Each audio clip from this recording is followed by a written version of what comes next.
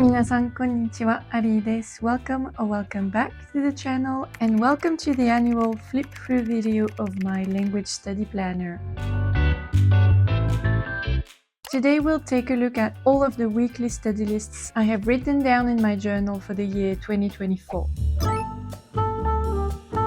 So first off, let's start with the presentation of this notebook. This is the same notebook I was using last year, and I've done a flip through of the first part of this notebook for the year 2023 in this video right here. So if you're interested, you can definitely go and watch that. This is a Studio Ghibli limited edition roll band notebook. It has square, off-white, almost yellowish paper, and it originally comes entirely blank, so everything you will see in there has been put in, drawn in, or written in by me. If I find a link to buy this specific notebook online, I will put it in the description of this video. However, since this was a limited edition, I'm not sure you can actually get this specific one anymore. So without further ado, we're going to start the flip through of this notebook. So like I said, the first part of this notebook was filled with my 2023 weekly study lists, and my 2024 weekly study list actually start from the middle of the notebook, so we're going to start from there. So here I made a very quick cover page for my year 2024, and we start directly and very simply on my weekly study list from week 1. So as you can see, something I've started including in my planner are my monthly study goals lists. You will see that I have kept this habit consistently over the course of 2024, and writing down my monthly goals right here in my planner was a really good way for me to first of all set them and make sure I had some objectives for the month clearly written somewhere, and writing them right here in my planner was really useful for me to never forget them, to always have them on my mind. And overall, my completion rate on my monthly study goals for the year 2024 was really high, and I really truly think this was entirely thanks to the fact that I put them directly in my planner. Regarding my weekly study list, they're still the same as the ones I had for the year 2023. So essentially here I write down language per language, everything that I want to study during a particular week, using which resources, which study routine, and being very detailed with everything that I want to cover. So for instance, on week 2 for my Chinese studying, I added to my list here that I wanted to complete chapter 12 of my ENQUIRIES textbook, which I did. As the week goes by, I will tick off the things that I'm able to do based on the objectives that I got for that week. And at the end of the week, I will see exactly how much I've done during the week. This is also a way for me to track exactly what I study for each of my languages. So now that I've explained all of that, let's move on with the flip through. And I will not comment specifically on each page. This video is really a quick one just for you to see how I've done things. But if you have any particular question, please don't hesitate to tell me in the comments. To refer to any page of the notebook here, you can simply tell me which week of the year was indicated on the page so that I may know which page you're talking about, or if it's a particular monthly page, you can also tell me for which month of the year you had questions about. Something that's interesting to note here is that in March 2024, like I told you guys in my 2024 recap video right here, I had a 2-week break because I went on a trip with my mom around Japan. And during this time, so these were weeks 11 and 12 of 2024, I actually still wrote down some goals, some study goals, but they were entirely about language immersion. And so you can see that I still completed my goals, and I didn't leave those weeks blank in my journal, which was really useful for me to just not fall out of the habit of writing down my goals. This was really important for me to keep that habit on. We move on to April. Started getting a bit flowery in my decorations of the notebook. And at the end of April, I actually reviewed my yearly goals. I just revised them because I wasn't sure that they were challenging enough anymore. And for some others, I realized that they were too difficult. So I just modified them a little bit after 4 months of implementation.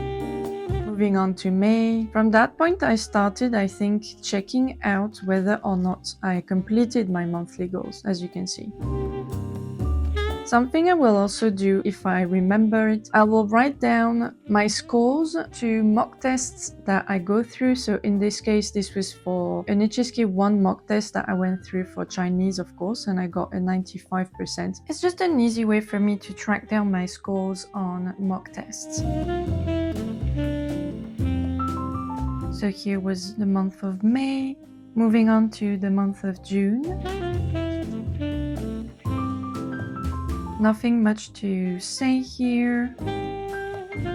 Month of July. I don't usually write down, the full title of each of the study resources I use. I usually write down acronyms, or I just indicate which resource I'm using in the most simple way possible so that it doesn't take me long to write down when I create my study list, which is usually 10 minutes at the start of my week, usually on the Mondays. So if you've got any question on what any of the acronym means, please let me know in the comments. Now, moving on to the month of August. At the start of August, I had once again a trip planned. So I had a study break at that point for 2 weeks, for weeks 31 and 32. And during those weeks, I focused on immersion, as you can see.